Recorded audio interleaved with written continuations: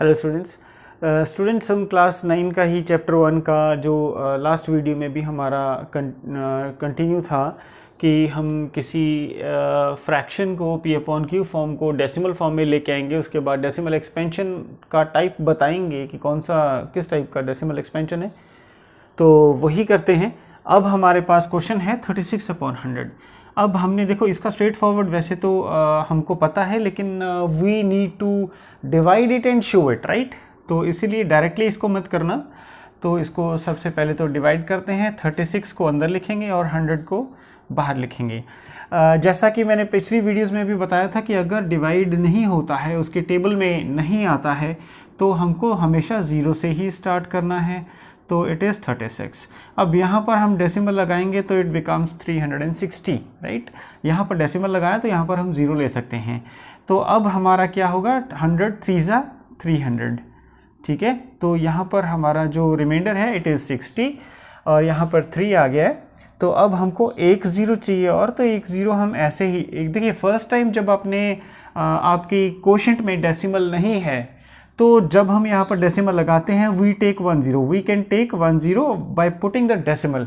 लेकिन एक बार आपका डेसिमल लग गया है तो आपको एक 0 फर्दर आगे कैलकुलेशंस में एक 0 चाहिए, तो उसके लिए आपको बार बार डेसिमल नहीं लगाना है, ठीक है। वो आप ऐसे ही ले सकते हो, ठीक है।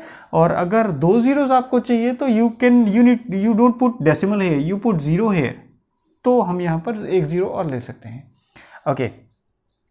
तो ये 600 आ गया, ठीक है। अब यहाँ पर हम क्या करते हैं, हम 100 6 600। अब यहाँ पर हमारा जो डेसिमल है, डेसिमल एक्सपेंशन है, वो टर्मिनेट हो गई है, और हमारे पास जो डेसिमल आया है वो है 0.36। तो हम यहाँ पर लिख सकते हैं 36/100 इज इक्वल टू 0.36, और एक्सप्लेनेशन आएगा it has terminating decimal expansion.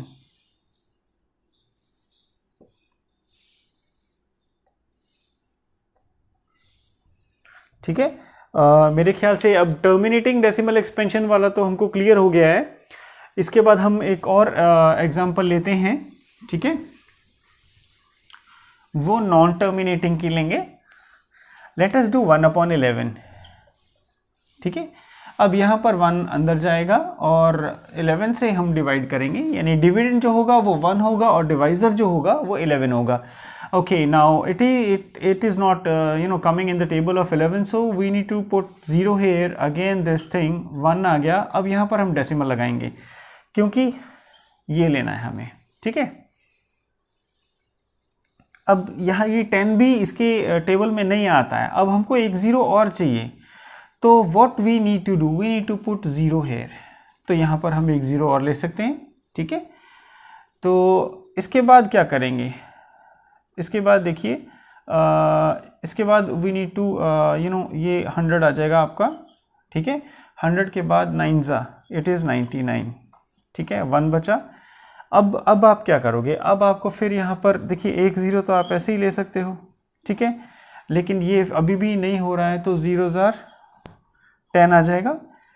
इसके बाद आप एक 0 और ऐसे ही ले सकते हो, तो यहाँ पर 9 आएगा, फिर अगेन 99 0।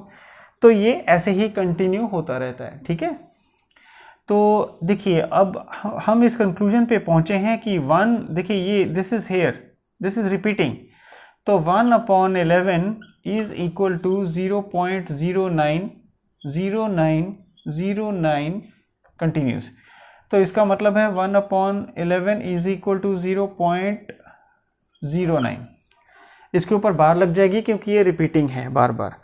अब इसको हमने एक्सप्लेन करना है, तो हम एक्सप्लेनेशन में क्या लिखेंगे, इट हैज नॉन टर्मिनेटिंग। अब ये टर्मिनेट नहीं हो रहा है,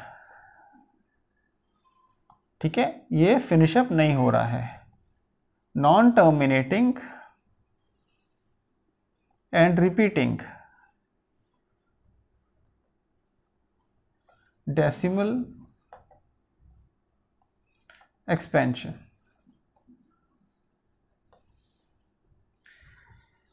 ठीक है, तो ये non terminating repeating decimal expansion आ गई है हमारी। ये हमारा कंक्लूजन था। This is the part, second part of the question and this is the first part. यहाँ तक ये डेसिमल फॉर्म में लेके आए, उसके बाद इसको एक्सप्लेन करना है कि ये किस टाइप का डेसिमल एक्सपेंशन है। ठीक है, मेरे ख्याल से आपको समझ में आ गया होगा। अगर इसमें नॉन रिपीटिंग होता तो वो 1 2 3 4 5 6 9 10 8 ऐसे करके अलग अलग होता, वो रिपीट नहीं होता। तो इसीलिए हमारे पास ये है नॉन टर्मिनेटिंग और repeating decimal expansion. Thank you.